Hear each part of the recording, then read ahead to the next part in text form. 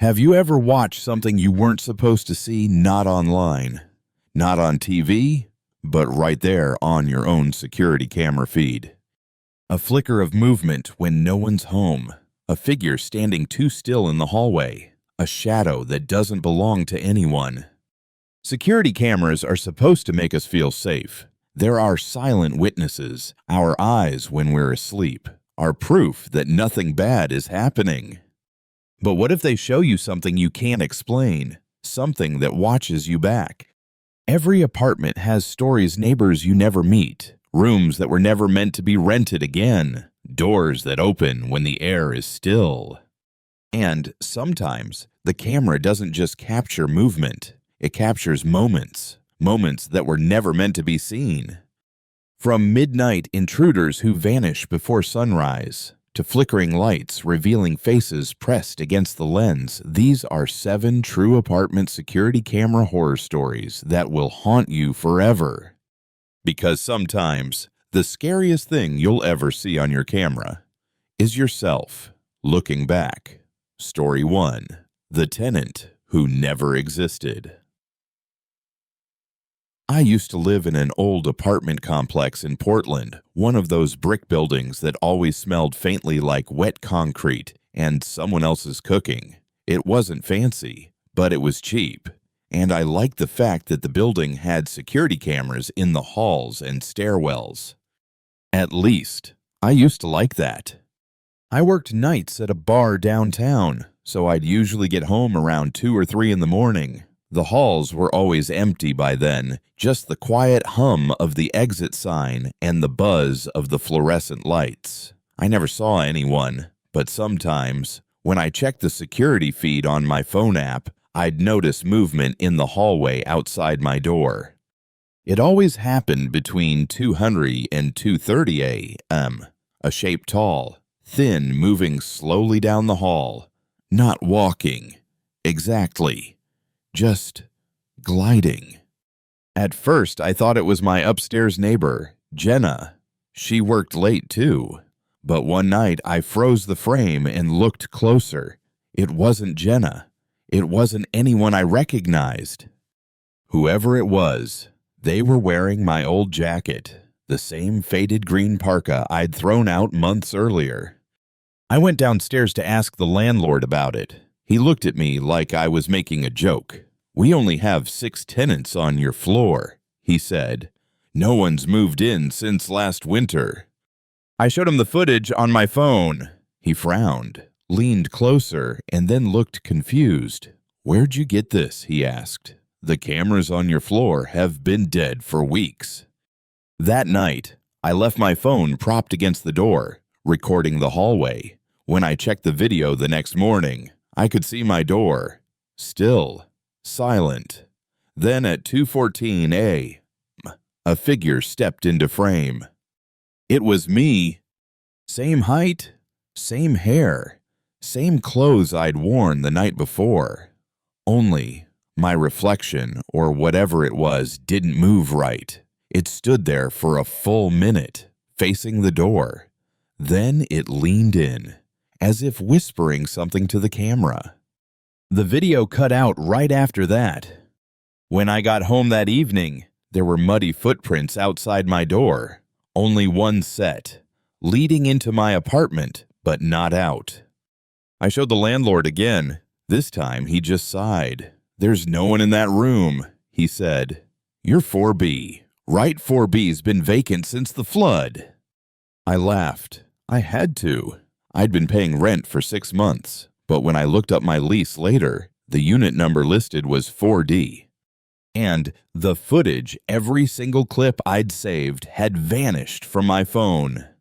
I don't check the cameras anymore. Some nights, though, I wake up to the sound of someone unlocking my door from the inside. If you ever find yourself there, don't stay too long. Story 2. The elevator that recorded itself. The elevator in my old apartment building was ancient, one of those rattling metal boxes that groaned like it hated every floor it had to climb. It had a camera mounted in the corner, a small black dome that blinked red every few seconds. No one really paid attention to it. We all assumed it didn't work half the time. But then one day, our building manager sent a notice asking residents not to use the elevator after midnight. No explanation. Just a small note taped beside the call button. Out of order between 1200 a.m. and 500 a.m. Most people ignored it at first. I worked late, delivering groceries, and around 1:30 a.m., after a long shift, I pressed the elevator button out of habit. The doors opened, the light inside flickered, and I thought, what's the worst that could happen? I pressed 5, the doors slid shut, and as the elevator began to rise, I heard something faint through the static hum, a sound like breathing, close, wet. Then the digital floor display glitched. Instead of numbers, it showed the date, April 12, 2018. That made no sense. It was 2023. When the doors opened, the hallway lights were dimmer than usual. The wallpaper was different, older, faded, like the whole floor had aged 50 years overnight.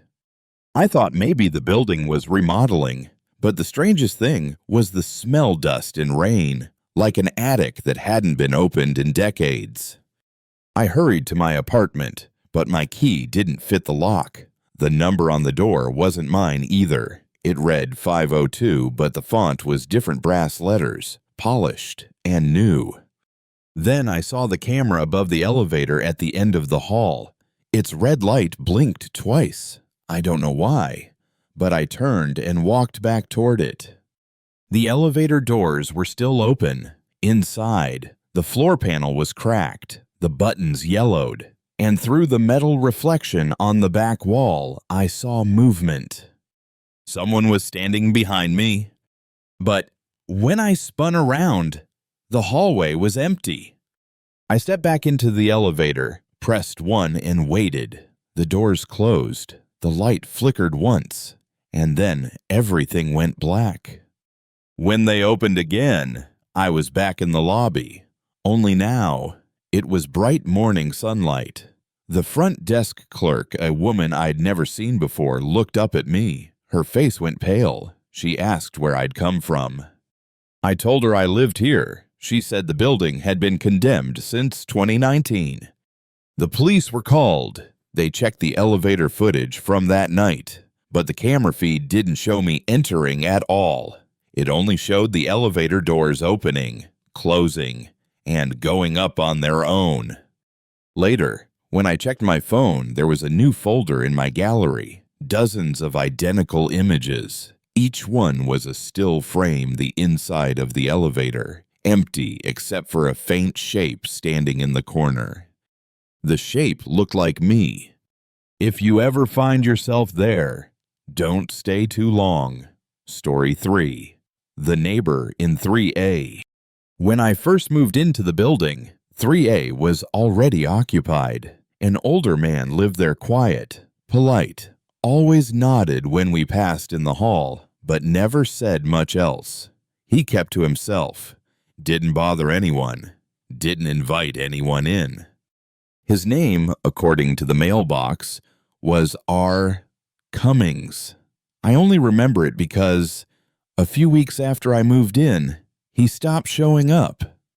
At first, no one noticed. Then people started complaining about a strange smell coming from his door. The landlord said he'd check it out. The next day, the smell was gone. 2 days later, a for rent sign appeared on the door of 3A, and that night, I saw movement on the security feed.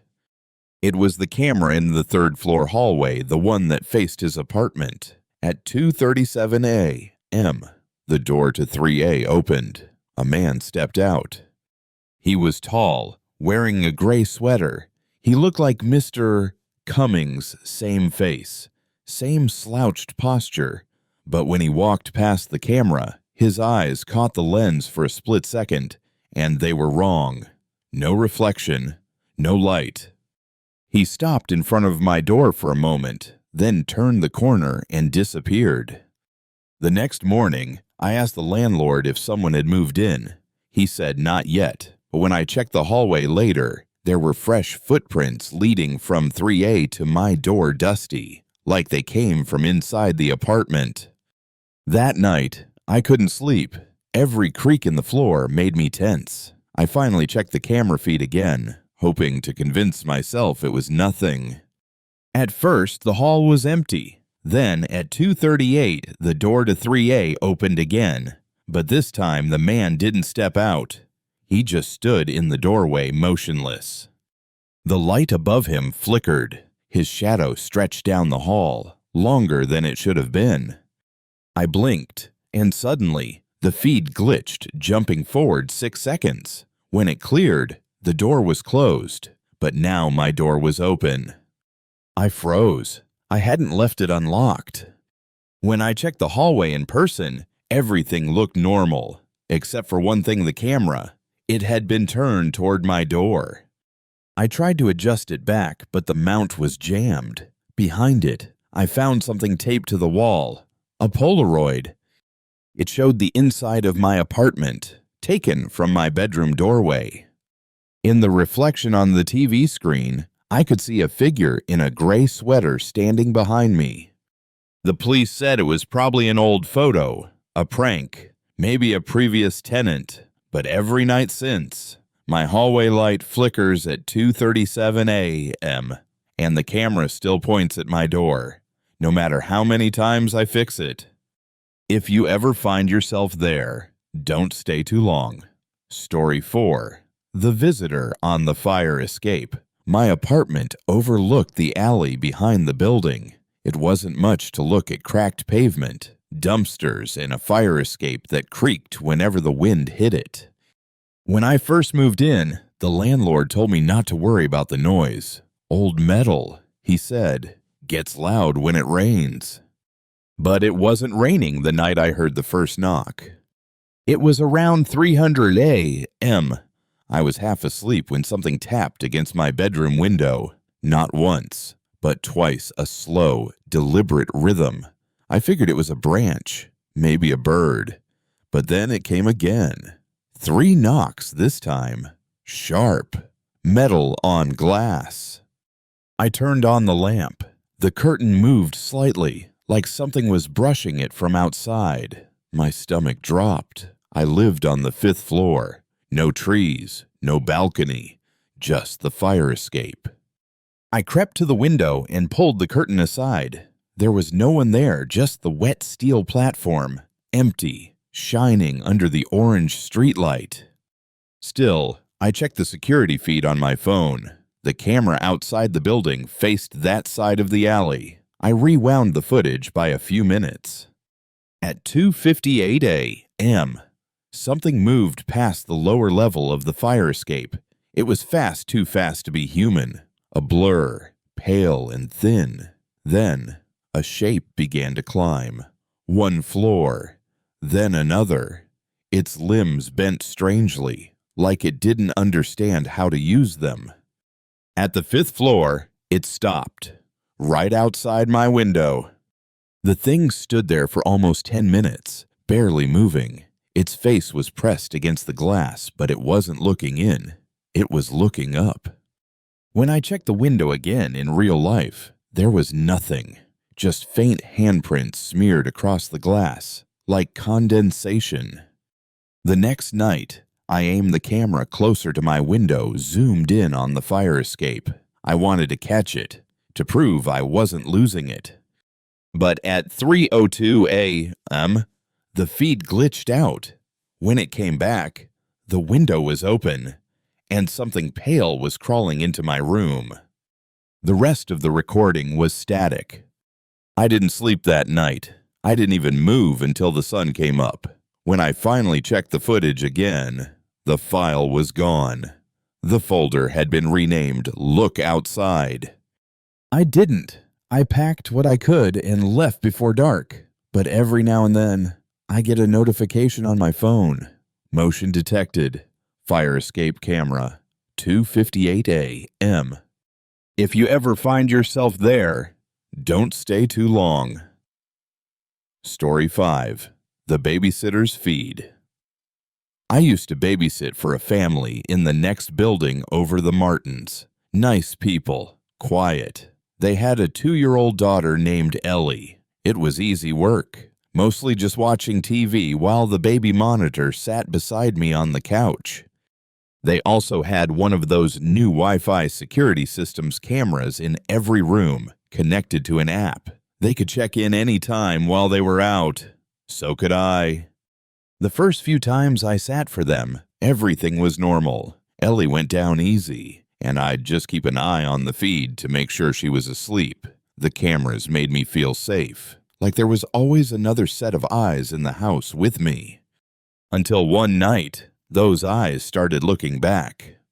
It was close to 11:30 p.m. Ellie had been asleep for over an hour. I was scrolling through my phone when I noticed the baby monitor screen flicker. The image went static for a second, then cleared. Ellie's crib was empty. I froze, then she sat up. Or, at least, I thought she did, because the shape in the crib wasn't quite right. It was taller, and its head moved too smoothly, like it was on a hinge. I switched to the main camera feed in the app. It showed the same thing, a figure standing by the crib, facing away from the camera. The app pinged, motion detected nursery, 11:31 p.m.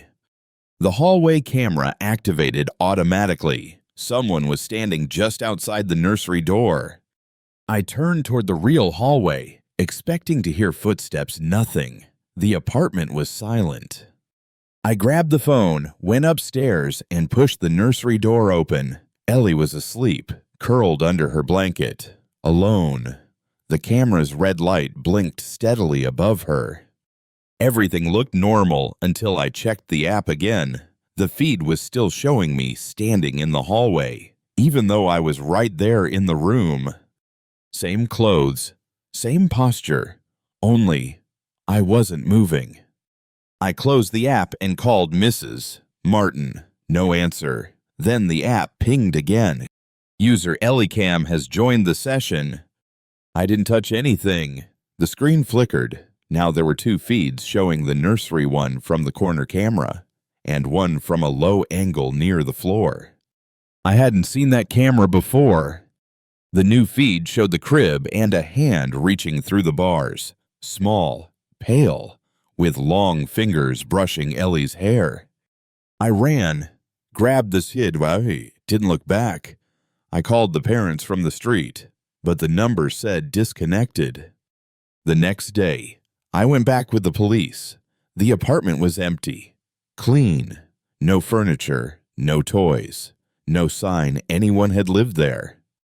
They said the Martins had moved out 2 years ago, the lease had been terminated, and there was no record of a child named Ellie.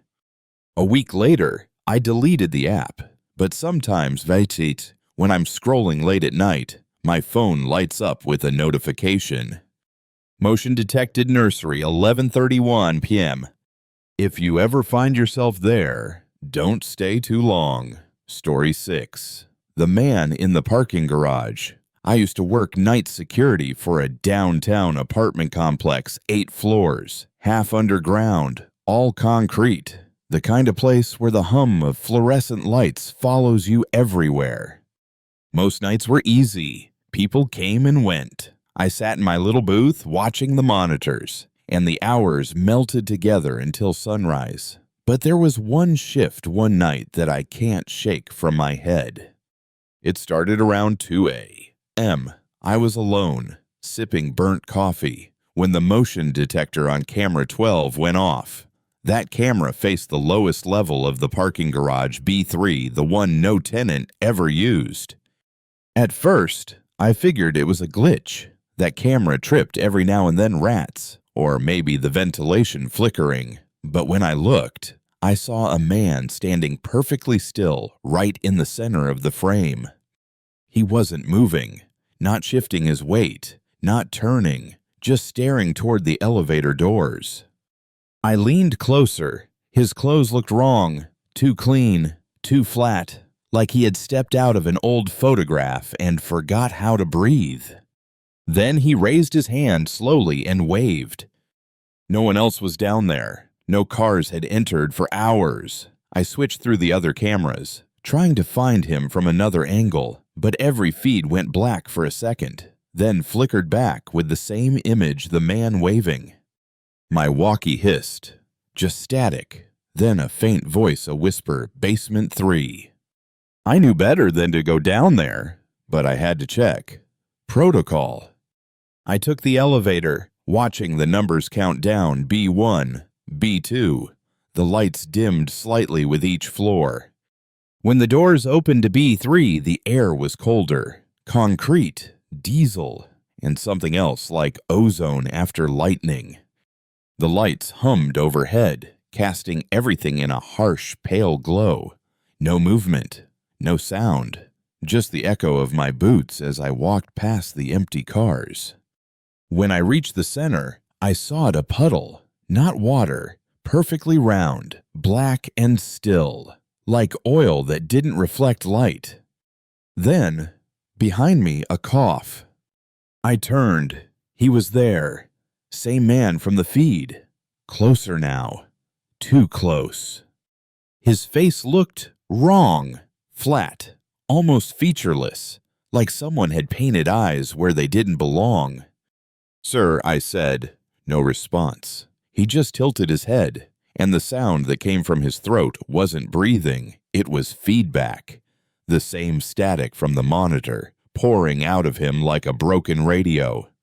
I backed toward the elevator, but the doors had closed. The call button didn't light up, and the air felt heavy like I was underwater. He started walking slow, mechanical steps echoing off the walls. Every light he passed flickered out, one by one, until only the one above me was still glowing. When it finally went dark, I don't remember running. I just remember waking up in my booth again, drenched in sweat, the monitors static white. I checked the time, 2:07 a.m. Only 7 minutes had passed. Camera 12 showed the garage again empty now, but there, at the edge of the frame, someone had written on the concrete in thick black streaks, "See you upstairs." I quit that week, but sometimes, when I park my car at night, I still glance toward the far corner of the lot. And if you ever do too, just remember, some people don't leave when the lights go out. They just wait for someone new to see them. Story 7. The neighbor in apartment 405. When I first moved into my building, I didn't notice the door across from mine. Apartment 405. The paint was a little darker, the number plaque was older, and no one ever seemed to go in or out. I'd hear sounds, sometimes faint, muffled, a TV late at night, footsteps pacing slowly from wall to wall, but I never saw anyone. Then, one morning, a note appeared under my door, typed. No envelope. If you hear knocking from 405, don't answer it, even if it knows your name. I thought it was a prank, but that night, around 2 something started knocking on my wall. 3 soft taps, pause, 3 more. The rhythm was too deliberate, too human. I checked the hallway, empty. 405's door stood slightly open. Inside, the air smelled like dust and burnt wiring. I called out, "Hello, no answer." I should have walked away, but curiosity's a slow kind of death. The lights inside were dim, like the bulbs were behind a layer of fog. Every surface was covered in thin gray dust, except for one, a table near the center of the room. On it sat a laptop, screen still glowing. A single window open, a live security feed, and there I was, standing in the doorway, staring into the camera. Only the angle didn't make sense. It was from inside my apartment. Before I could move, a sound came from the laptop speakers, a whisper that crawled through the static, "Close the door." The door behind me slammed shut. The lights cut out, and for a moment, the screen was the only light left showing my living room, my hallway, my front door, and something standing just beyond it. A shape, pale, still, watching the peephole. Then, slowly, the thing turned its head toward the camera, and I realized it wasn't facing my door. It was facing me. The feed cut to black. When the lights came back, I was standing in my own hallway again. My apartment door was open. 405's wasn't there anymore. Just blank drywall where it used to be. The next morning, I asked the landlord about the tenant in 405. He gave me a strange look. "There's no 405, he said. "Those rooms were sealed off years ago, fire code." But that night, when I got home, there was a new note under my door. "Welcome back, neighbor." Sometimes, when I walk past the wall where 405 should be, I still hear the faint sound of a door unlocking. And once in a while, when I'm too tired to think straight, I knock back. You probably shouldn't. You can turn the lights back on now, if you think it'll help. 7 stories. 7 glimpses into the quiet corners where reality slips. They weren't about monsters. Not really, they were about us. About the spaces we pass through every day, never realizing something might be passing back. Apartments, hallways, parking garages, places so ordinary you stop noticing them. But horror doesn't need blood or screams, just silence, and a moment long enough for something to breathe beside you. Maybe you've seen it too. A shadow in a place it shouldn't reach. A face reflected in the glass when no one's behind you. Or that sudden static in your phone camera right before the light flickers out. If you've ever caught yourself staring into a dark hallway and feeling like it was staring back, you're not alone. Because the truth about these stories is that they don't really end. They linger in motion sensors that go off for no reason, in elevators that stop between floors, in the quiet moments when your security feed shows something moving after you've left the room. So when you turn this video off tonight and the hum of your screen fades into the dark, listen. If the air feels heavy, if you hear a faint click from the hallway camera, if someone knocks softly 3 times, don't answer. It's just the world reminding you that it's still watching. And now, so are they.